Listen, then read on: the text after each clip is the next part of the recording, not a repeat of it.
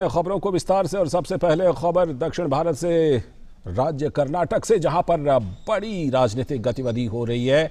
जब बीएस येदियुरप्पा राज्य के नए मुख्यमंत्री के रूप में शपथ लेने के लिए पहुंच गए हैं।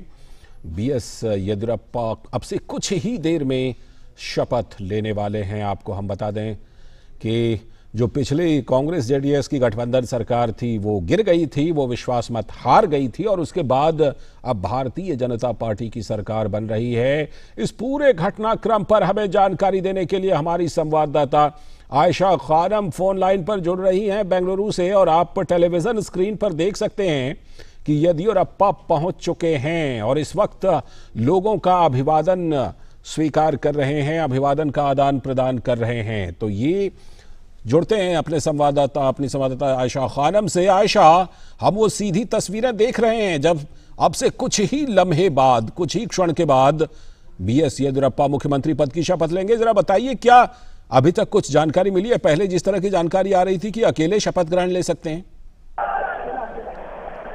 जी लालचंद, इस वक्त येदियुरप्पा राजभवन में हैं और वो यहाँ तमाम बीजेपी के नेताओं से मिल रहे हैं। और सूचना यही मिल रही है कि वो सिर्फ अकेले ही शपथ ग्रहण करेंगे और आज शपथ राजभवन में लेने के बाद सीधा वो विधानसभा जाएंगे और फिर वो कैबिनेट की एक बैठक करेंगे जहाँ पर कुछ अहम फैसले लेने की उम्मीद है। और ये बताया जा रहा है कि सोमवार को येदियुरप्पा अपना बहुमत साबित करने के लिए सदन में होंगे। तो ऐसे में येदियुरप्पा के सामने सबसे बड़ी प्राथमिकता है फाइनेंस बिल पास करना, क्योंकि सदन में बहुमत पारित होने के बाद फाइनेंस बिल पारित करना है और ये सबसे बड़ी चुनौती है येदियुरप्पा के लिए, क्योंकि ये बिल 31 जुलाई से पहले होना है, क्योंकि राज्य की जो अर्थव्यवस्था है कहीं उसको न धक्का लग जाए। यही वजह है कि पहले इस फाइनेंस बिल को पास करने की प्राथमिकता दी जा रही है। इस समय आप देख सकते हैं येदियुरप्पा राजभवन में है, तमाम उनके जो विधायक हैं वो उनके साथ हैं। येदियुरप्पा चौथी बार है मुख्यमंत्री के तौर पर, चौथी बार ये शपथ ले रहे हैं मुख्यमंत्री की हैसियत से।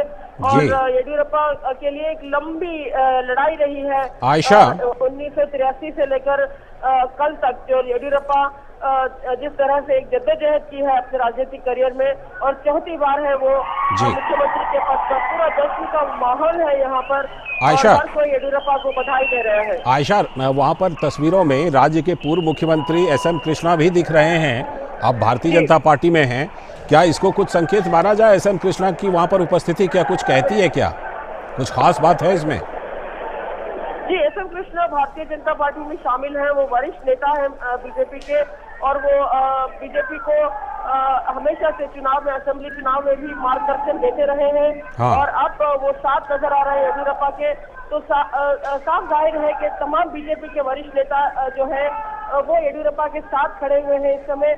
और एसएम कृष्णा का यहाँ पर पहुंचना साफ जाहिर है कि पूर्व मुख्यमंत्री एसएम कृष्णा खुद पूर्व मुख्यमंत्री थे कर्नाटक के और बेहतरीन प्रशासन के लिए जाने जाते थे। तो वो अपना अनुभव जो है जरूर येदियुरप्पा के साथ शेयर करेंगे। और येदियुरप्पा कल जिस तरह से उन्होंने वादा किया कि अगर सरकार बनाते हैं तो वो कर्नाटक में एक बेहतरीन प्रशासन देंगे और कर्नाटक के विकास के लिए काम करेंगे।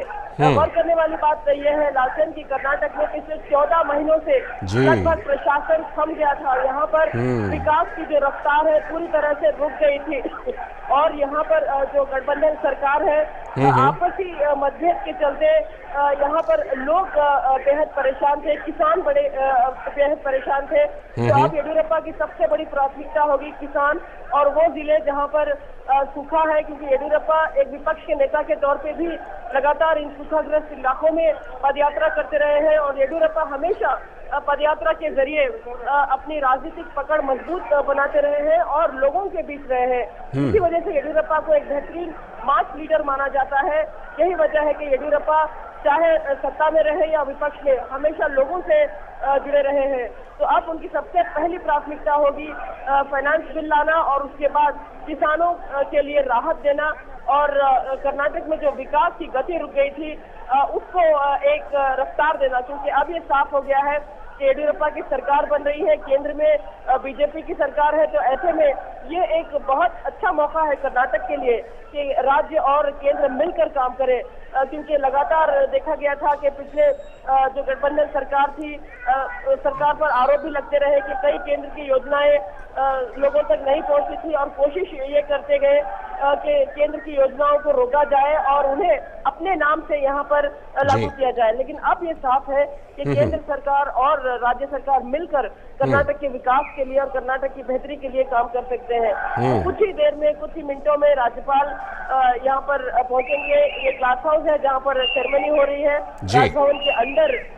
ग्लास हाउस के स्टेज पर 2 कुर्सियां लगी है, एक येडियुरप्पा और फिर दूसरे जो है राज्यपाल होंगे। तो सिर्फ येडियुरप्पा आज शपथ लेने के बाद सीधा यहाँ से विधानसौधा जाएंगे और अभी अभी उन्होंने बीजेपी के कार्यकर्ताओं को संबोधित किया है और कहा है कि कर्नाटक में वो कोई बदले की राजनीति नहीं करेंगे और सबको साथ लेकर चलेंगे और सबके विकास के लिए काम करेंगे। तो जाहिर है येडियुरप्पा ने एक दिशा दे दी है सत्ता में आने से पहले ही, और केंद्र में जिस तरह से मोदी सरकार, मोदी नेतृत्व ने जो लोगों के वेलफेयर स्कीम्स, कई फ्लैगशिप स्कीम्स लागू किए हैं, उन तमाम स्कीम्स को येडियुरप्पा कर्नाटक तक पहुंचाने, कर्नाटक के गांव-गांव तक लोगों तक पहुंचाने का वादा कर रहे हैं। तो इसमें दिलचस्प होगा कि सरकार बनने के बाद येडियुरप्पा का मंत्रिमंडल में कौन कौन शामिल होते हैं, क्या उप मुख्यमंत्री कुछ विधायकों को बनाया जाता है, ये तमाम चीजें येडियुरप्पा के सामने। लेकिन चुनौतियां भी कम नहीं है, क्योंकि विपक्ष में अभी भी जो सरकार गिरने के बाद जो बेचैनी है, और विपक्ष ने आज सुबह से लगातार ये कह रहे हैं कि येडियुरप्पा के पास बहुमत नहीं है और वो सरकार नहीं बना सकते, क्योंकि बाकी विधायकों के इस्तीफे पत्र पर फैसला नहीं हुआ है। लेकिन देखना दिलचस्प होगा कि जब येडियुरप्पा बहुमत साबित करेंगे तो वो अपने पास जो मौजूद संख्या है 105, इस संख्या के जरिए उन्हें विश्वास है कि वो बहुमत अपना बहुमत साबित कर लेंगे और आगे सरकार पूरी तरह से गठित करेंगे। आयशा, पहले खबर आ रही थी कि ये जो शपथ ग्रहण है ये 6 से 6:15 के बीच हो सकता है, अभी क्या खबर मिल रही है, कब ये शपथ ग्रहण हो सकता है? जी, अभी कुछ ही देर में शुरू होने ही वाला है, क्योंकि सब लोग पहुंच गए हैं, बस राज्यपाल का इंतजार हो रहा है। राज्यपाल जैसे ही पहुंचेंगे शपथ ग्रहण शुरू होगा। ये येडियुरप्पा ने अपनी तरफ से ये वक्त मांगा था कि 6 बजे वो शपथ ग्रहण के लिए राजभवन पहुंचेंगे, तो राज्यपाल ने इस बात को मान लिया था। हालांकि येडियुरप्पा थोड़ा बहुत एस्ट्रोलॉजी में विश्वास रखते हैं और उनके हिसाब से देखा जाए तो आज का दिन जो है शुभ है और ये जो घड़ी है उनकी नजर से बेहद शुभ घड़ी है। और येडियुरप्पा हमेशा इन चीजों का ध्यान रखते हैं और यही वजह है कि उन्हें शाम का वक्त मिला और अब कुछ ही देर में जैसे ही राज्यपाल यहाँ पर पहुंचेंगे शपथ ग्रहण समारोह शुरू हो जाएगा। आयशा, तजुर्बेकार मुख्यमंत्री रहे हैं, पहले भी मुख्यमंत्री वो वहाँ के रहे हैं 5 साल। ऐसे में जो मंत्रिमंडल का गठन येडियुरप्पा करेंगे, क्या जो पहले के चेहरे थे उनका और नए चेहरों को, दोनों को मिला करके एक संतुलन बनाने की कोशिश करेंगे, या इस बारे में किसी भी तरह की कोई खबर मिल रही है क्या कि मंत्रिमंडल का स्वरूप क्या हो सकता है, कैसा हो सकता है? जी, मंत्रिमंडल में कुल 34 सदस्यों के लिए जगह है, तो जाहिर है बीजेपी का जो विजन है, कई युवाओं को साथ लेकर चलना है, कई युवा चेहरों को मौका देना है और बीजेपी का जो विजन एक न्यू इंडिया का विजन है, वो विजन अब येडियुरप्पा के सामने रहेगा। जब येडियुरप्पा पिछली बार सरकार में थे, सत्ता में थे और मुख्यमंत्री थे, उस वक्त बीजेपी केंद्र में सरकार में नहीं थी, लेकिन अब बीजेपी के सामने एक नया विजन है और ये विजन येडियुरप्पा को भी पालन करना होगा। यही वजह है कि कई युवा चेहरों को मौका मिल सकता है कि वो मंत्रिमंडल में शामिल हो सके। हमारे सामने इस वक्त तेजस्वी सूर्य हैं जो बैंगलोर दक्षिण के सांसद है और गौर करिएगा कि कैसा हर कोई हैरान रह गया था कि एक युवा चेहरे को, महज 27-28 साल के युवा को बीजेपी ने मौका दिया। ठीक उसी तरह से अब येडियुरप्पा के सामने भी चुनौतियां हैं। कई युवा चेहरों को येडियुरप्पा अपने साथ लेकर चलेंगे और येडियुरप्पा क्योंकि जाने जाते हैं सबको साथ लेकर चलने के लिए और एक टॉल लीडर माने जाते हैं और यही उम्मीद की जा रही है कि उनका जब मंत्रिमंडल गठित होगा उसमें कई सारे जो सरप्राइजेस हैं वो देखने को मिलेंगे। जी, अच्छा आयशा, उस दिन का जो मुकाबला था वो तो 105 के मुकाबले 99 का मुकाबला था। अब जब येदियुरप्पा शपथ ग्रहण कर रहे हैं तो जाहिर सी बात है कि विश्वास मत भी साबित करेंगे। तो ऐसे में जो गणित है इस वक्त विधानसभा का, वो उसकी ताज़ा तस्वीर क्या है? क्योंकि विधानसभा अध्यक्ष ने कुछ सदस्यों की सदस्यता को रद्द भी किया है। ऐसे में इस समय ताज़ा तस्वीर क्या है, आंकड़े क्या कहते हैं? जी देखिए, बीजेपी के सामने यही असमंजस था पहले कि कैसे इस स्थिति का सामना किया जाए, क्योंकि अभी तक कुछ भी साफ नहीं है कि ये जो विधायक हैं जिन्होंने इस्तीफे पत्र सौंपे हैं, उनके इस्तीफे पत्र ना तो मंजूर हुए हैं और ना ही उन्हें रिजेक्ट किया गया है। तो ऐसे ही हालत में ये जो विधायक हैं अभी भी सदन के सदस्यता नहीं खो चुके हैं, नहीं खोए हैं, तो ये अभी भी सदस्य हैं। तो ये सदस्य बने रहेंगे जब तक इस बात पर फैसला नहीं हो जाता। लेकिन कल रात को स्पीकर ने 3 विधायकों को अयोग्य करार दिया। उसके बाद ये साबित हो गया कि अब स्पीकर इन तमाम बाकी विधायकों पर कड़ी कार्रवाई करने वाले हैं। तो अगर ये बाकी विधायक वोट जाते हैं तो इनके लिए एक लंबी लड़ाई होगी। और दूसरी तरफ जो करीब 14 और इस्तीफा पत्र स्पीकर के सामने हैं, उनको लेकर स्पीकर 1-2 दिन में फैसला करने वाले हैं। लेकिन येदियुरप्पा को इस बात का विश्वास है कि सदन में जब कुमारस्वामी की सरकार गिरी थी और संख्या थी 206 और उस समय येदियुरप्पा के पास 105 और गठबंधन सरकार के पास 99 नंबर थे। तो ऐसी सूरत में येदियुरप्पा को इस बात की उम्मीद है और उन्होंने इसी बात को विश्वास रखते हुए उन्होंने केंद्र नेतृत्व को आश्वासन दिया कि वो बहुमत साबित कर लेंगे। तो यही विश्वास कर रहे हैं येदियुरप्पा कि जो बागी विधायक हैं वो शायद सदन नहीं पहुंचेंगे, क्योंकि बागी विधायकों ने भी कहा है कि वो येदियुरप्पा के शपथ ग्रहण के बाद येदियुरप्पा बहुमत साबित करने के बाद ही बैंगलोर लौटेंगे। तो ऐसे में येदियुरप्पा को विश्वास है कि वो अपना बहुमत आसानी से साबित कर लेंगे। लेकिन अगर ये बाकी विधायक वापस लौटते हैं तो सदन की संख्या 211 हो सकती है। ऐसे में 221 हो सकती है, माफ कीजिएगा, 221 हो सकती है। ऐसे में जो मेजॉरिटी नंबर होगा 111 होगा, तो तब येदियुरप्पा के पास नंबर नहीं होंगे।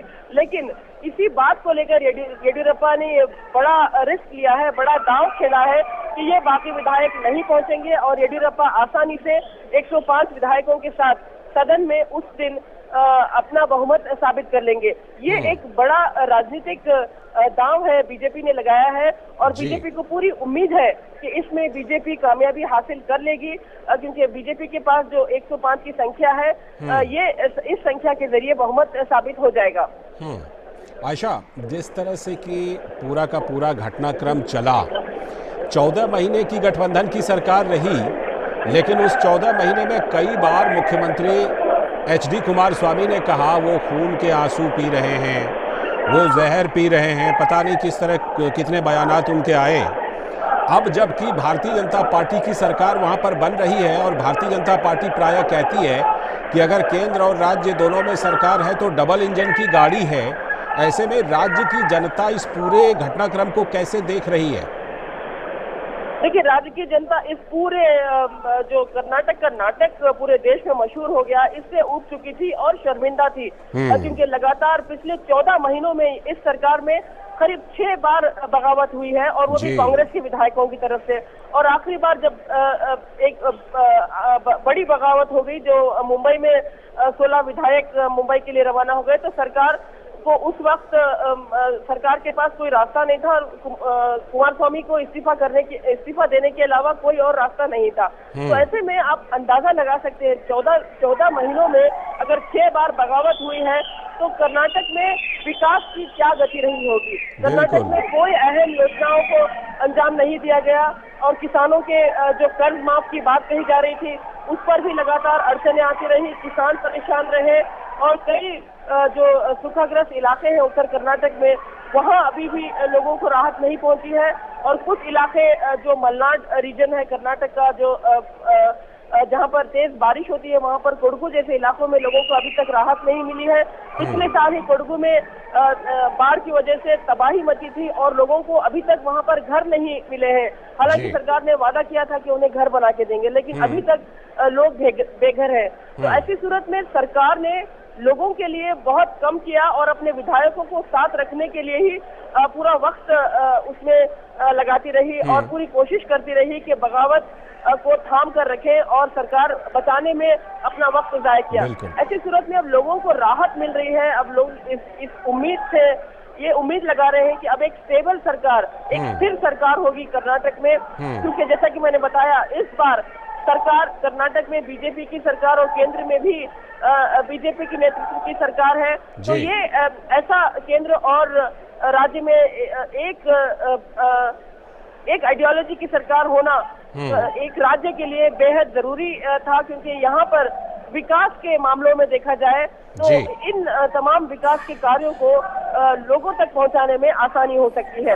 तो कर्नाटक में ये बहुत ऐसा कम देखा गया था कर्नाटक के इतिहास में कि हर बार केंद्र में अलग सरकार रहती है और राज्य में अलग सरकार, लेकिन ये पहली बार है कि अब केंद्र और राज्य में सरकार मिलकर लोगों की बेहतरी के लिए काम करेंगे और विकास की योजनाओं को अंजाम देंगे और दूर दूर तक हर कोने तक जो बीजेपी सरकार का विजन है सबका साथ सबका विकास, इसको लोगों तक पहुंचाने की जिम्मेदारी लेंगे और इस विजन को कर्नाटक में भी लागू करेंगे।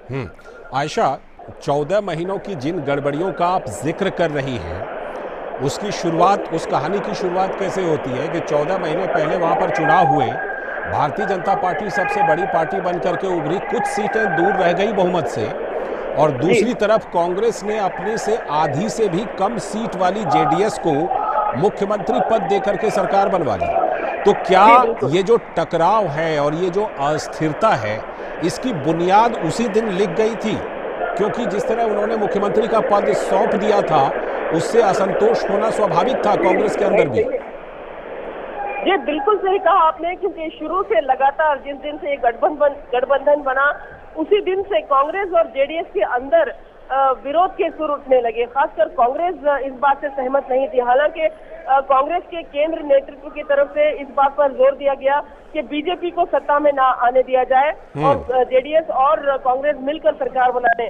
तो कांग्रेस के जो वरिष्ठ नेता थे केंद्र नेतृत्व से, जो बैंगलोर पहुंचे थे, तमाम नेता कुमारस्वामी के घर पहुंचे और उन्हें बिना शर्त तुरंत मुख्यमंत्री बनने का ऑफर दे दिया। तो ऐसे में कुमारस्वामी एक छोटी पार्टी, रीजनल पार्टी है और महज 37 सीट के साथ उन्होंने चुनाव जीता था।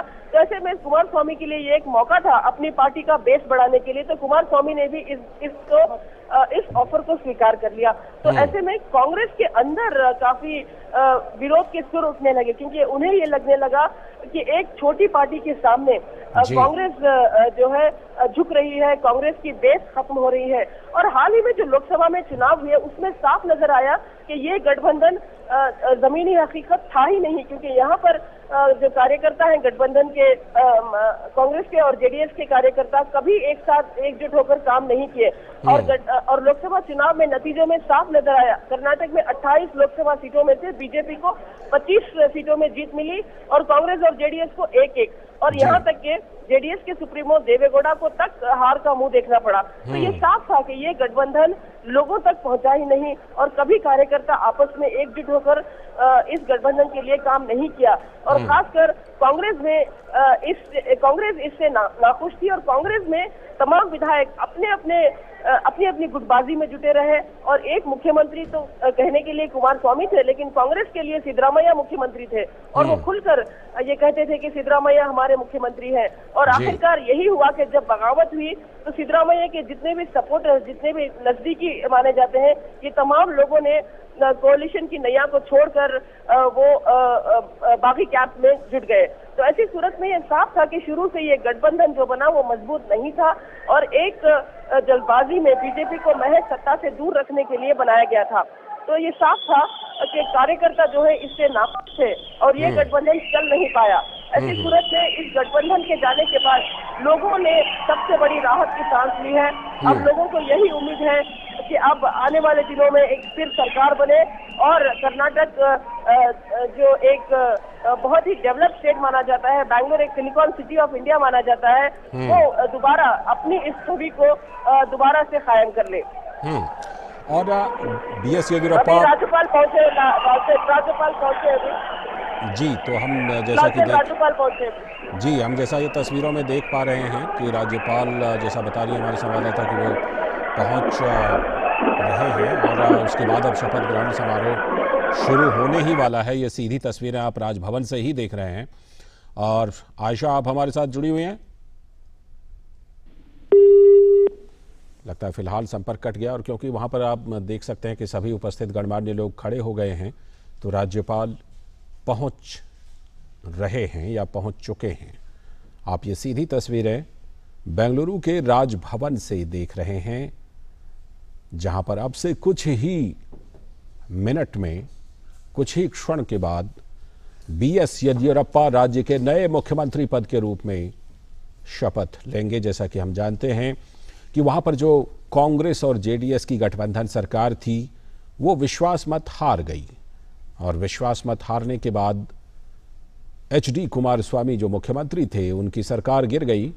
और अब वहां पर जो विपक्ष में बैठी हुई पार्टी भारतीय जनता पार्टी थी, जिसके सबसे ज्यादा विधायक थे और बहुमत से कुछ ही विधायक दूर रह गए, ये राज्यपाल वजुभाई वाला मंच पर पहुंच चुके हैं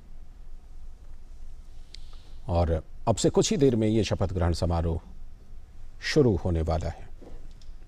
जी, ये राज्यपाल वजुभाई वाला आप देख रहे हैं, सीधे स्टेज पर पहुंच चुके हैं। और अब बीएस येदियुरप्पा कर्नाटक के नए मुख्यमंत्री के तौर पर शपथ लेने वाले हैं। आयशा खानम हमारे साथ फिर से टेलीफोन लाइन पर जुड़ चुकी हैं। आयशा, ये सीधी तस्वीरें हम देख रहे हैं और अब कुछ ही लम्हे में, कुछ ही क्षण में ये शपथ ग्रहण समारोह शुरू होने वाला है।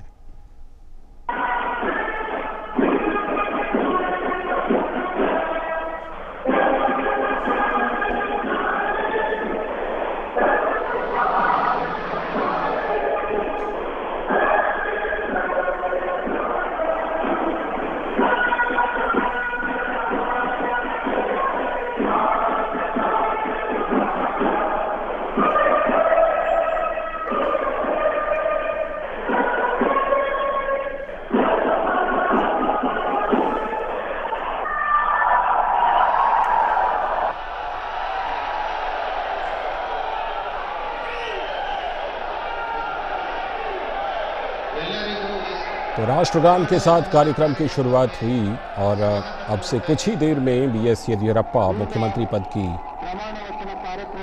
शपथ लेने वाले हैं।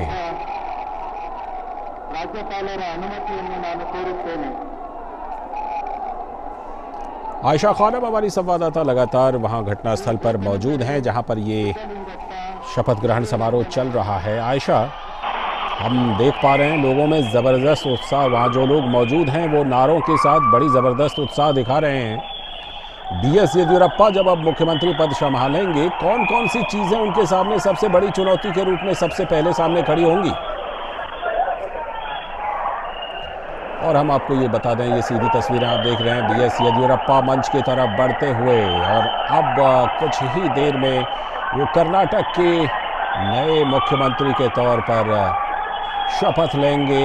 और आप लगातार देख सकते हैं कि ये चौथी बार मुख्यमंत्री के तौर पर शपथ ले रहे हैं कर्नाटक के मुख्यमंत्री के रूप में। कर्नाटक में प्रभावशाली लिंगायत समुदाय से ताल्लुक रखते हैं।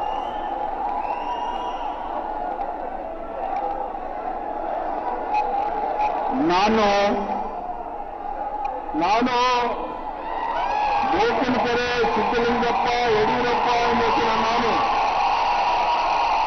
ಕಾನೂನಿನ ಮೂಲಕ ಸ್ಥಾಪಿತವಾದಂತಹ ಭಾರತದ ಸಂವಿಧಾನದ ವಿಷಯದಲ್ಲಿ ನಿಜವಾದ ಶ್ರದ್ಧೆ ಮತ್ತು ನಿಷ್ಠೆಯನ್ನು ಹೊಂದಿರುತ್ತೇನೆಂದು, ನಾನು ಭಾರತದ ಸಾರ್ವಭೌಮತ್ವವನ್ನು ಮತ್ತು ಅಖಂಡತೆಯನ್ನು ಎತ್ತಿ ಹಿಡಿಯುತ್ತೇನೆಂದು ಮತ್ತು ಕರ್ನಾಟಕ ರಾಜ್ಯದ ಮುಖ್ಯಮಂತ್ರಿಯಾಗಿ ನನ್ನ ಕರ್ತವ್ಯಗಳನ್ನು ಶ್ರದ್ಧಾಪೂರ್ವಕವಾಗಿ ಮತ್ತು ಅಂತಃಕರಣಪೂರ್ವಕವಾಗಿ ನಿರ್ವಹಿಸುತ್ತೇನೆಂದು ಭಯ ಅಥವಾ ಪಕ್ಷಪಾತವಿಲ್ಲದೆ, ರಾಗದ್ವೇಷವಿಲ್ಲದೆ ಎಲ್ಲ ಬಗೆಯ ಜನರಿಗೆ ಸಂವಿಧಾನಕ್ಕೆ ಮತ್ತು ಕಾನೂನಿಗೆ ಅನುಸಾರವಾಗಿ ನ್ಯಾಯ ಒದಗಿಸಲು ಮಾಡುತ್ತೇನೆಂದು ದೇವರ ಹೆಸರಲ್ಲಿ ಪ್ರಮಾಣ ಮಾಡುತ್ತೇನೆ.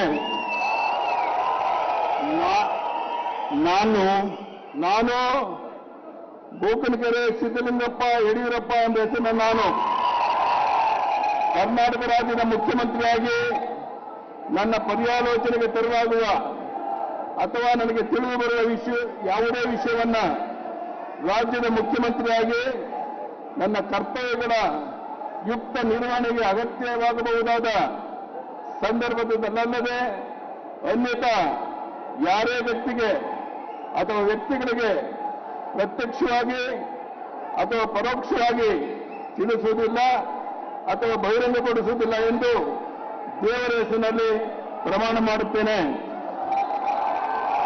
ಈಗ ಮಾನ್ಯ ಮುಖ್ಯಮಂತ್ರಿಗಳು ಪ್ರಮಾಣ ವಚನ ಪತ್ರಕ್ಕೆ ಸಹಿ ಮಾಡಲಿದ್ದಾರೆ.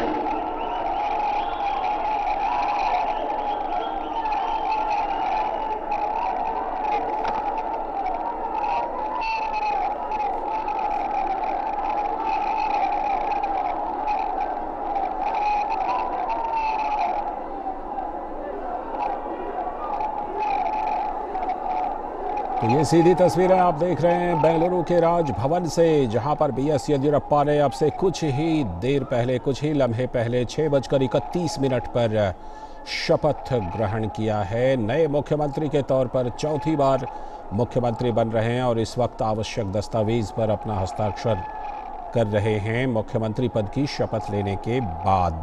हमारी संवाददाता आयशा खानम हमारे साथ जुड़ी हुई हैं। आयशा, ये ज़रूर जानने में दिलचस्पी होगी कि विश्वास मत साबित करना तो एक चुनौती होगी ही, बीएस येदियुरप्पा के सामने और कौन कौन सी बड़ी चुनौती प्राथमिकता के आधार पर सामने खड़ी है?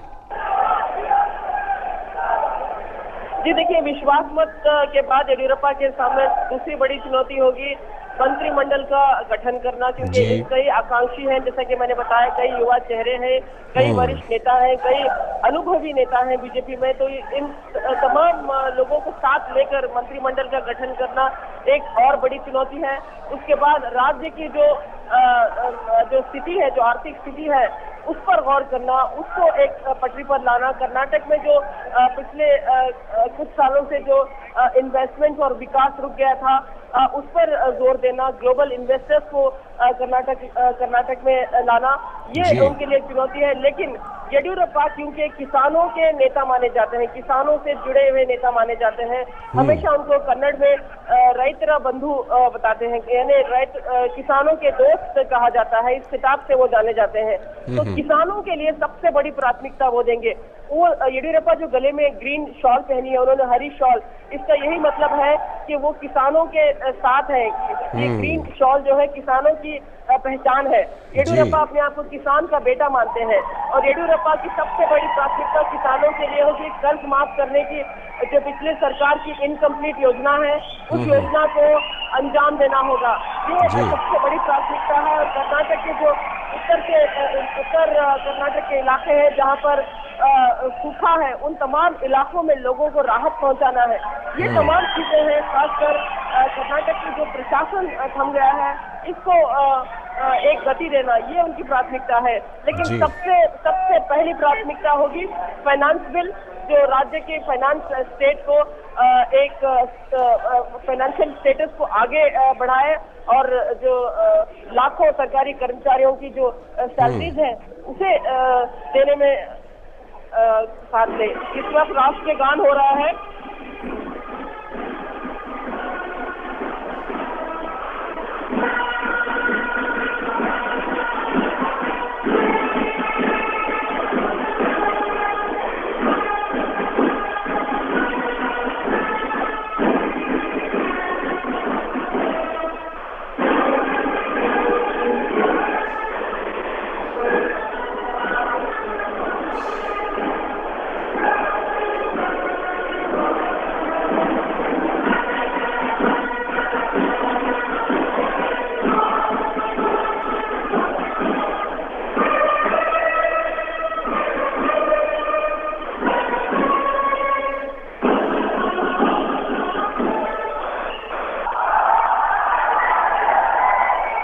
जी आयशा, राष्ट्रगान खत्म होने के साथ ही लगता है ये कार्यक्रम भी समाप्त हो रहा है यहाँ पर। जी, तो हम चुनौती की बात कर रहे थे, 31 जुलाई तक उनको बहुमत भी साबित करना है। जी बिल्कुल, येडियुरप्पा को विश्वास है कि सोमवार को ये कार्य पूरा हो जाएगा और वो बहुमत साबित कर लेंगे। और जैसे कि मैं आपको बता रही थी कि येडियुरप्पा की जो प्राथमिकताएं हैं वो किसानों से जुड़ी हैं, और खास येडियुरप्पा जाने जाते थे अपने पिछले कार्यकाल में, जब साल 2008 में ये मुख्यमंत्री थे, उन्होंने खासकर लड़कियों के लिए एक स्कीम लागू की थी और स्कूल में, गाँव में बच्चियों को बाइसाइकिल्स दिया था उन्हें। ये उनके लिए ये बहुत ही ये इस स्कीम के जरिए वो बहुत ही पॉपुलर हो गए थे, और जो दूर दराज के गांव में लड़कियां हैं वो स्कूल जाने लगी थी, ये उनकी पहचान बन गई थी। तो येडियुरप्पा इस तरह की नई स्कीम्स को लागू करने की कोशिश करेंगे। और जैसे कि मैंने बताया, मोदी सरकार का जो विजन है, एक न्यू इंडिया का विजन है, वो न्यू इंडिया का विजन अब कर्नाटक पर लागू होगा। जो ब्लूप्रिंट केंद्र सरकार के पास है न्यू विजन का, ये ब्लूप्रिंट जो है अब कर्नाटक, इस ब्लूप्रिंट में कर्नाटक का नक्शा भी शामिल होगा। तो ऐसे में येडियुरप्पा के लिए जो एक एम रहेगा, एक उद्देश्य रहेगा, वो रहेगा सबका साथ और सबका विकास। और येडियुरप्पा पहले से भी इन बातों के लिए जाने जाते हैं, और लोग यही उम्मीद कर रहे हैं कि अब एक स्थिर सरकार के जरिए कर्नाटक को वो ऊंचे मुकाम तक पहुंचाएंगे। आयशा, भारतीय जनता पार्टी के लिहाज से अगर बात करें तो दक्षिण के एक और राज्य में दोबारा ये कमल खिलने वाली बात है। भारतीय जनता पार्टी के लिहाज से ये एक बहुत ही महत्वपूर्ण दिन कहा जाएगा, और खास तौर पर येडियुरप्पा ने जिस तरह से पार्टी को वहां पर दोबारा स्थापित कर दिया है।